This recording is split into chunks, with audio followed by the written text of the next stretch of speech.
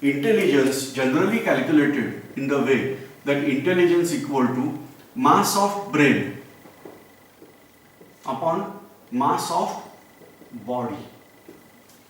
I am revising. Intelligence is calculated on basis of mass of brain upon mass of body. This ratio is considered as important for intelligence of the person. So here we are having a concept. If I am talking elephant is intelligent or rat is intelligent, we have to check this way. The mass of brain don't go only on mass of brain. What mass of body that is going to control, that is important. If you are considering wolf, then jackal, apes, will find that man is having highest this ratio, mass of brain upon mass of body. And so we are considering that human beings are having highest intelligence. So just imagine elephant is not intelligent animal as man. Say there are certain emotions, they are associated with this elephant. Everything is there.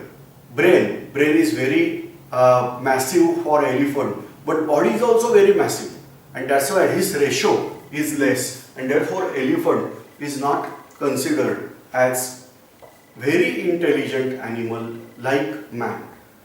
Even other all animals, they are having this ratio as less, whereas for man this ratio is more, and therefore we are considering man as intelligent one.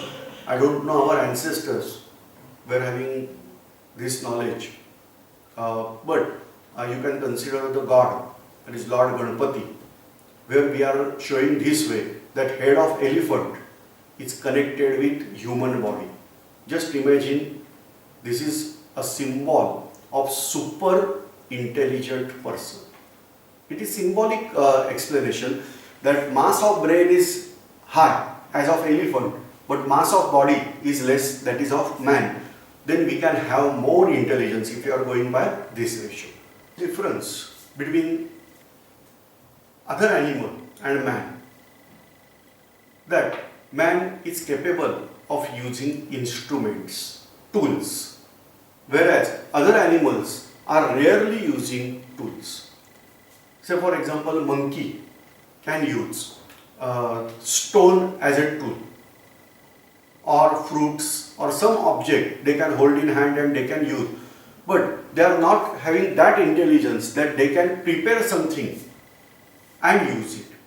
Certain intelligence is there, but that is something like program which is fed in their brain.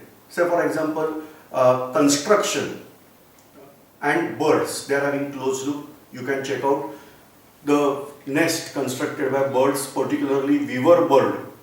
You can check out the construction work carried out by these or achieved by these birds. But all weaver birds built out their houses by similar material and similar pattern only. They will not say that okay, we will change out the shape of nest now and we will construct some different style. No. They will follow only whatever program is fed in their brain. That if you are aware of a mammal that is called as beaver. Beaver is so intelligent. Beaver construct their house inside the water.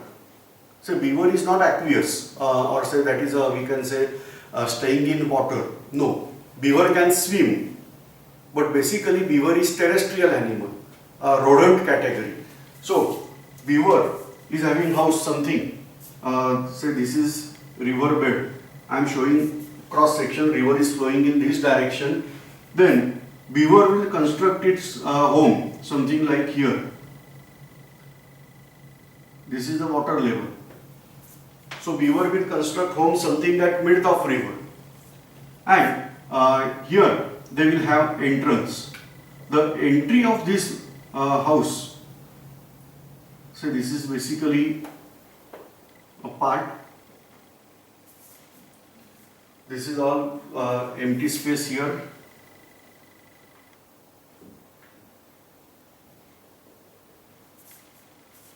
So entry is through water. It can go here, and here it can stay safely. Why? Because the animal which is terrestrial, that will not able to enter through water here, whereas the aqueous animal, they will also not come here because they are outside, and so this way they are having safe construction of house.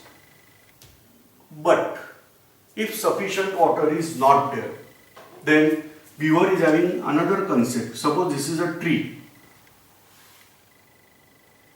on side of river, they will cut out from this side, and so tree will fall inside the river.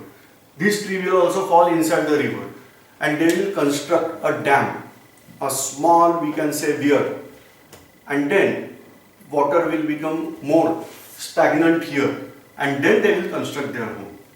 So this way, to certain extent, beaver-like animals are also constructing out their houses, but they are having the same pattern. They will not say that instead of making this way availability of water, we can construct some new style. No. Whereas man is capable of using stone as a tool. No doubt. In earlier format, man was also having a use of stone only. But rather, after that, man started developing stone tools. Rather than using it as a raw, they started developing tools of that stone. Particularly a stone like quartzite or flint, that category of stones were used by man because these stones are hard, but they can be flaked out. Means we can chip out the area and we can give them the desired shape. So this way, earlier tools we form that is made up of stone. Now here, man is distinguished for making of tool. But why we are able to make tool? Number one, we have intelligence, and number two, just check out our position of hand. Our thumb is shorter than rest of the fingers, number one, and it can personally touch every finger. And this way, we can hold something in our hand. We can use for sharp things and all that. So, man was able to make tool. So that we use first tools. They are made up of stones. And that's why we are calling this era in human history or prehistory part as Stone Age.